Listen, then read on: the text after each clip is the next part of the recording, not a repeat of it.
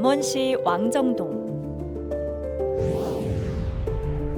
고려시대 절터인 만복사 지터가 있는 이곳에 숨겨진 볼거리가 하나 더 있습니다. 바로 관왕묘인데요. 우리가 익히 잘 알고 있는 삼국지의 영웅 관우를 모신 곳이죠. 여기 사당이 있잖아요. 사당 나 모르겠는데 저 앞으로 앞에 온 사람한테 물어봐봐. 지나가다 보신 적 없어요, 사당? 사당? 네. 모르. 저 건물이 있은 지 오래됐어요? 오래됐어요. 그런데 뭐 하는 건물인지 잘 모르세요? 뭐 중국 거라고 그래. 근데 나도 몰라요. 관왕묘는 춘향전에도 나옵니다. 이몽룡이 이 관왕묘로 가서 놀까요? 광안루로 가서 놀까요?라고 했을 때 관왕묘는 좀 어둡고 이 광안루는 좀 꽃들이 화사하니 광안루로 가자. 거기에서 이제 춘향이를 만나는 장면이 나오거든요. 군사들 사이에선 전쟁의 신으로 추앙받은 관우. 그의 흔적이 왜 남원에 남아있는 걸까요?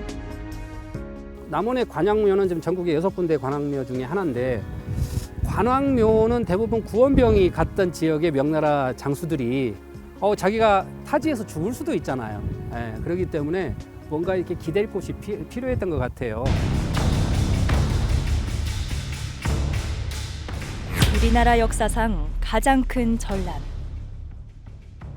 고요한 아침의 나라 조선의 땅과 바다는 온통 피로 물들었습니다. 임진왜란을 실패한 전쟁이라고 판단한 도요토미 히데요시.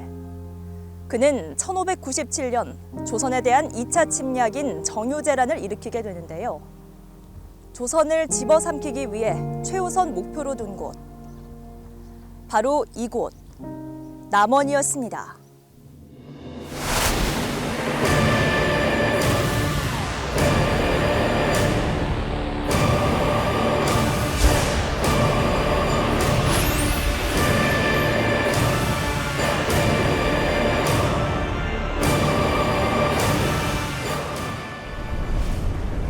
정명가도.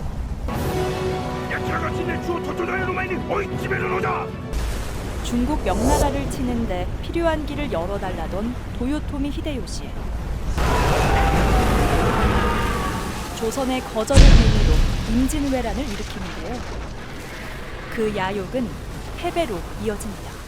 사실은 한성을 거쳐서 조선 국왕을 붙잡으면 전쟁이 끝날 줄 알았습니다. 그게 일본식 전투 방식이에요. 근데 우리나라는 설사 임금이 붙잡혔다 해도 나라가 망하는 것은 아닙니다.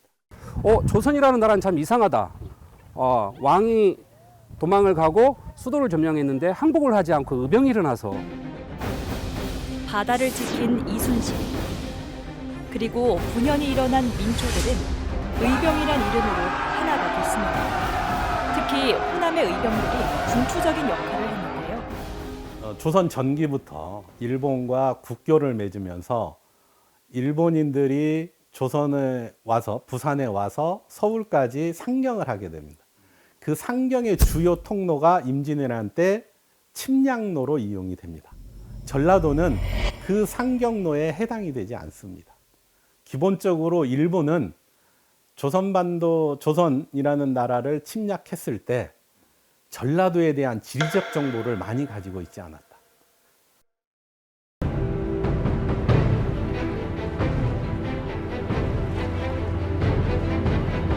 전군 출정하라. 전군 출정하라. 수차례의 위기에도 불구하고 왜군 수중에 들어가지 않은 땅. 이곳에서 승리의 주역들이 나오고 조선을 발판 삼아 천하를 얻겠다던 도요토미 히데요시는 전략을 바꿔 다시금 조선을 침략하는데요. 4월에 일본이 한반도를 침략했는데 9월, 10월까지 즉 추수기에 전라도가 완전히 보존되었다는 겁니다. 추수기에 보존되었다는 것은 거기에서 식량이 나올 수 있었다는 거고 전투에서 가장 중요한 보급의 문제를 전라도가 보존되었기 때문에 해결할 수 있었던 그래서 풍신수길이 이제 명나라하고 강화교섭을 시작을 하고 그 이후에 정책을 좀 사실은 바꿉니다. 그러니까 조선 전체를 점령하겠다는 생각을 버리고 조선의 남부 지역이라도 차지해야 되겠다라는 생각을 갖습니다. 그래서 풍신수길이 1차적으로 정유재란 때 목표로 삼았던 것은 전라도입니다. 예나 지금이나 최고의 곡창지대로 불리는 호남. 그 중심에 남원이 있는데요. 남원은 지리적으로도 큰 이점을 가진 곳입니다. 이곳에서 430여 년 전 나흘 간의 엄청난 전투가 벌어집니다. 성벽만 남은 이곳이 그 치열했던 현장인데요. 남원은 전략적으로 하삼도라고 해서 충청도, 그다음에 전라도, 경상도 지역의 방어 체계를 논의할 때 가장 중요했던 지역 중에 하나가 남원입니다. 즉 남원을 공략하는 것은 호서 지방으로 진출하고 경기도까지 진출할 수 있는 가장 중요한 교두보와 같은 곳이고요. 그러니까 남원이 중요했던 이유는 영남에서 전라도로 넘어올 수 있는 길목에 남원 도호부가 자리하고 있습니다. 호남 평야를 만나서 보급로를 확보를 해야 되는데 이 호남으로 들어오는 관문이 남원성이었던 겁니다. 그래서 남원성을 공략을 하면 전주는 금세 공략을 할 수 있을 거다. 그리고 남원성을 점령하면 그 당시에 남도 쪽에 해당되는 광주나 나주로 진출을 할 수 있을 거다라고 판단을 했던 거죠. 14만 대군이 동원된 정유재란. 그중 5만 7천여 명의 왜군들이 남원성을 포위하는데요. 남원성을 사수하기 위해 적을 막아선 이들은 양원이 거느리던 명나라 병사들과 조선군이 합해진 4,000명, 그리고 백성들 뿐이었습니다.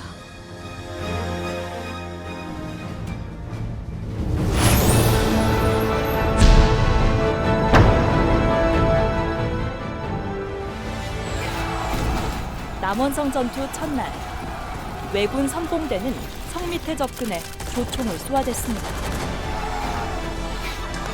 명군과 조선군은 물러서지 않고 불화살과 승자총통으로 맞섰지만 적에게 큰 타격을 주지 못했죠.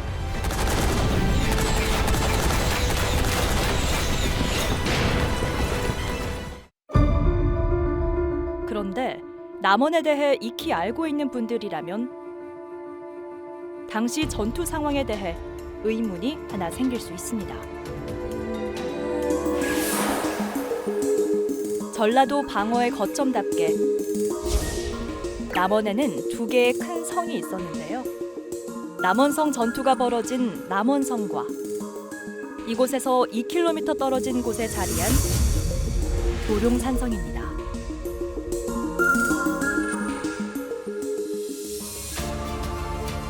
남원 시내 한가운데 자리한 교룡산. 이 산 중턱에 교룡산성이 있는데요. 삼국시대부터 천혜의 요새로 불렸던 곳입니다. 왜군을 방어하기에 유리했을 이곳 교룡산성. 그렇지만 명나라 장수 양규는 남원 읍성을 격전지로 선택, 피할 수 없는 전투를 벌이게 됩니다. 험준한 지세를 활용해 견고히 쌓은 성벽은 숱한 역사의 부침에도 여전히 굳건함을 유지하고 있는데요. 그 당시에 승병장으로 유명했던 처형대사가 교룡산성에다가 다 이 군사 전투를 할 수 있는 모든 전략을 세우고 우물도 파고 무기고도 만들고 그리고 전략도 세우고 그리고 산성 방어 진지 거의 45도 이상 되는 이 절벽에 해당되는 구역에 교룡산성이 정말 전투하기는 최적지였거든요. 남원 성민들. 교룡산성이 천혜의 요새로 불린 많은 이유들 중 하나는 성 내에 계곡이 흐를 뿐 아니라 우물도 무려 99개에 이르기 때문입니다.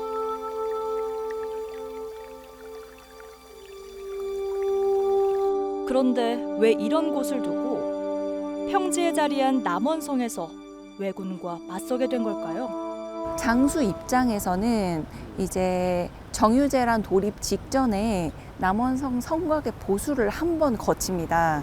그 보수한 그 성곽이 꽤 높고 튼튼하다고 생각해서 여기 이제 그 성곽 외부에 방어용 바깥 토담을 짓거나 아니면 이제 성곽 위에서 공격할 수 있는 어떤 시설을 확충한다면 해볼 만하다고 판단했던 것 같아요. 기본적으로 첫째는 양원은 자신감이 굉장히 많았을 겁니다. 그러니까 평양성 전투에 참전했던 그리고 승리했던 경험들이 있었기 때문에 거만했죠. 그래서 양원은 교룡산성과 남원성으로 전술이 분리되어 있을 경우에 오히려 더 취약할 수 있다. 그래서 남원성에서 집중해서 싸우겠다라고 하는 생각들을 양원은 전략적으로 가졌던 것 같습니다. 특히 양원의 경우에는 기병에 기반한 부대입니다. 그러니까 산악전투에 취약해요. 양원의 부대 자체가. 그래서 평지전투에 굉장히 유리했던 게 양원과 양원 휘하의 부대들이었고요. 그렇기 때문에 남원이라고 하는 지리적 조건을 고려한 어떤 전략적 선택이라기보다는 양원이 자기가 잘할 수 있는 전투의 방식을 택했기 때문에 산성보다는 평지성이 훨씬 유리했을 거라고 생각을 합니다. 8월 15일 밤 왜군의 총공세에 아군은 속절없이 쓰러져 나갔습니다. 급기야 왜군은 성벽을 넘어 무자비한 공격을 이어가는데요. 혼란스러운 틈을 타 명나라 장수 양원은 성을 빠져나갔고 남겨진 조선의 관군과 백성 만여 명이 희생됩니다. 그 당시에 1597년에 남원의 인구가 6,500명이었습니다. 거기 근데 6,000명이 남원성 전투에 희생이 됐거든요. 순절을 했거든요. 당시에 일본 군대의 그 승병으로 군의관으로 참여했던 케이넨이라고 하는 일본 그 군의관이 조선 일일기라고 하는 기록을 썼는데 그 기록에 의하면 눈뜨고 볼 수 없는 아주 참혹한 광경이었다. 일본에서는 한 번도 본 적이 없는 어떤 사륙의 현장 같았다. 이런 내용들이 나옵니다. 나흘간의 처참하고 처절했던 전투. 희생된 군사들과 백성들의 숭고한 정신을 기리기 위해 세워진 곳이 바로 이곳 충렬사입니다. 그리고 희생된 군, 관, 민을 위한 만인의 총도 조성해 만인의사 순절의 의미를 되새기게 하는데요. 공원 내 자리한 만인의 총 역사문화관에서는 남원성 전투와 관련된 다양한 문화유산도 마주할 수 있습니다. 받았다고 전해지고 있습니다. 남원성 전투의 생존자가 극히 드물다 보니까 남원성 전투의 전개 과정이라든지 거기서 순절하신 분들의 그런 생애를 알 수 있는 자료가 너무나도 부족한 실정입니다. 그래서 저희가 이 충렬록 같은 경우에는 8분의 의사의 생애와 이름 없는 민초들의 시체가 산처럼 쌓였던 그날의 기억. 절대 잊지 말아야 할 그들의 흔적이 이곳에 남아 전하는데요. 아군의 10배가 넘었던 거대한 무리. 남원성을 포위하고 점점 옥죄어왔던 그들의 극악무도한 행적은 여기서 끝이 아닙니다. 관군과 백성 만여 명을 무참히 죽인 이들은 그들의 숭고한 목숨을 한낱 전리품으로 삼았습니다. 민관군 만여 명이 죽을 때 명령을 내린 게 있습니다. 죽은 사람 숫자를 세야 되니 코를 베어와라. 죽은 사람 코를 베고 살아있는 사람 귀를 베서 일본으로 이렇게 송출해 간 소금에 절여서 갔다고 해요. 인명을 살상하고 신체를 훼손해서 가져간다고 하는 그런 전쟁 범죄와 같은 일이 벌어졌던 것이에요. 그렇게 해야만 자기들은 도요토미 히데요시한테 대가를 받아낸다고 생각했기 때문입니다. 죽은 사람은 물론 산 사람의 신체까지 무참히 훼손한 왜군.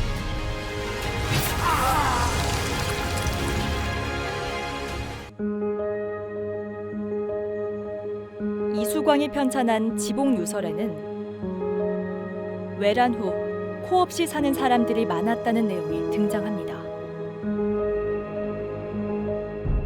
정유재란 때 특히 집중적으로 이루어진 코베기. 그 흔적인 코무덤은 아직도 일본 곳곳에 자리해 있습니다. 그를 기리는 곳이 일본 교토의 훈국신사인데요.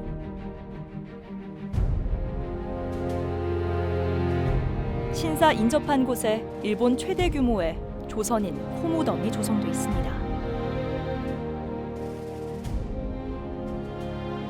우리의 아픈 역사가 여전히 일본 한복판에 남겨져 있는 겁니다. 왜군에 의해 무참히 희생된 이들의 흔적을 옛 남원역 인근에서도 찾아볼 수 있는데요. 피난에서 돌아온 남원 성민들이 시신을 수습해 합장한 묘가 본래 이곳에 자리해 있었습니다. 그 당시에 이제 이 남원성 밖에 있던 남원 부민들이 일부들이 다시 돌아와서 전쟁이 끝나고 다시 돌아와서 시신들을 수습하고 한 곳에 이렇게 모으고 이제 의총을 만들었죠. 의총을 만들어서 지금 현재 남원 역사 경계에 바로 그 원래 위치에 있던 곳인데 결정적인 사건은 1931년도에 이제 호남선 전라선, 특히 전라선이 이제 부설이 되면서 남원역이 만들어지는 과정에 이 남원 의총을 지나가는 철로를 놓게 됩니다. 이게 고의적인 민족문화 찬탈 정책을 핀 거죠. 그러면서 북문과 서문 일부를 이렇게 그 관통하는 철로가 놓임으로 인해서 성벽이 허무너지게 됩니다. 그 허무너지는 그 사이에 남원 의총이 있었던 겁니다. 기록에 따르면 옛 남원성 북문 자리에 만인의 시신을 합장한 묘가 조성됐다고 하는데요. 지금은 오래된 비석만이 쓸쓸히 그 자리를 지키고 있습니다.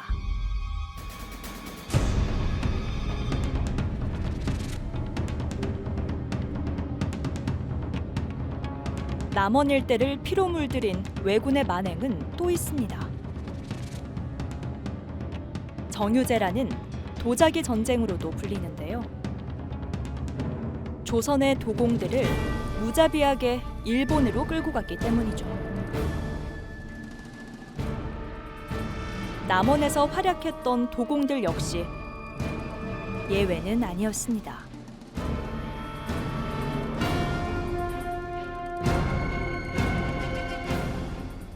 이 시마즈 요시히로라고 하는 이제 가고시마 번주가 조선의 기술공들을 데리고 와야 되겠다를 아예 애초에 처음 전략을 세우고 그렇게 옵니다. 첫 번째로 세운 게 조선에 가면 강아지 밥그릇도 도자기더라. 일본 쇼군들만 도자기를 썼었는데 거기는 이 조선에 가면 강아지의 밥그릇도 다 이 도자기를 쓰더라. 얼마나 대단한 민족이냐. 내가 이 기술을 반드시 우리 가고시마에 이식하리라. 이렇게 해서 조선 도공을 잡는 대로 데리고 와라. 일본 가고시마 시내에서 차로 30분 거리에 자리한 미야마. 이곳에 400여 년 넘게 도자기를 만들어 온 가문이 있습니다. 정유재란 당시 일본으로 끌려간 남원도공 심당길. 그가 가마를 짓고 도자기를 구워낸 것을 시작으로 심수관가의 가업이 이어져 왔는데요. でも島津港に頼まれていたことはこの鹿児島で取れる原料を使って同じように焼き物を作ってもらいたいっていうのが島津家のオーダーですから、その鹿児島の土で作ることができたらもう自分たちは帰れるんじゃないかと思ってたんじゃないのかな。 고국에 대한 그리움과 타국에서 불태운 예술혼. 조선 도공들의 깊은 한은 노래에 실려 불려져 왔습니다. 오늘이 소설하는 말은 매일 한가위만 같아라라고 하는 추석의 그 덕담이 있지 않습니까? 그런 거하고 비슷한 거죠. 오늘이 너무 행복하니까 오늘이 계속 얘였으면 좋겠다. 근데 이 민요를 다 잊어버렸는데 일본의 그 끌려간 도공 박평이라고 하는 사람이 옥상궁이라고 하는 이 조그마한 사당을 짓고 거기서 매일 노래를 불렀다는 거예요. 이 노래가 조선 백성들한테는 재미있는 일상생활의 노래였는데 이제 조선 도공으로 끌려가거나 포로로 끌려간 우리 백성들에게는 슬픈 한의 노래였죠. 예, 그래서 이 정서를 잊지 않고 살아왔다는 게 참 대단한 것 같습니다. 우리 민족.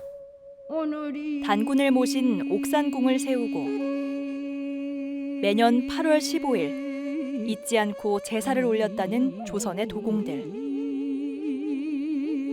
왜군의 억압과 통제 속에서도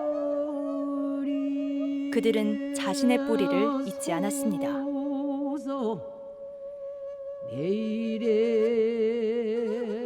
매년 9월 만인의 총 충렬사에서는 순절한 영령들의 넋을 기리는 만인의사 순일제향이 올려집니다. 엄청난 수의 적을 상대로 끝까지 물러서지 않았던 만인의 희생을 기리는 건데요.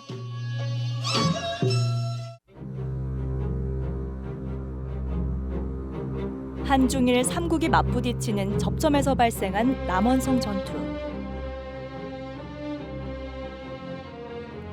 군, 관, 민이 하나 된 나흘 간의 전투는 호남을 지키기 위한 만인의 처연하고 처절한 사투였습니다. 도망갈 수도 있었는데 남원 사람들은 남원성을 지키는 게 호남을 지키는 것이고 호남을 지키는 게 나라를 지키는 것이다. 그들은 의병으로 참전한 사람이 아닙니다. 남원성에 살았던 남원의 백성들이 남원성을 지키기 위해서 목숨을 걸고 싸웠다. 외국의 군대는 도망갔지만 관군과 의병과 주민들은 자기들의 목숨을 거기에 바쳤던 그러한 전쟁이라는 거죠. 전라도를 잊게 했던, 그리고 이대로 물러설 수 없었다라는 생각들을 갖게 했던 것이 저는 남원성 전투라고 봅니다. 그날의 아픔을 기억하고 있는 만인의 총. 끝까지 굴하지 않고 왜군에 맞섰던 숭고한 선조들의 희생을 잊지 말아야겠습니다.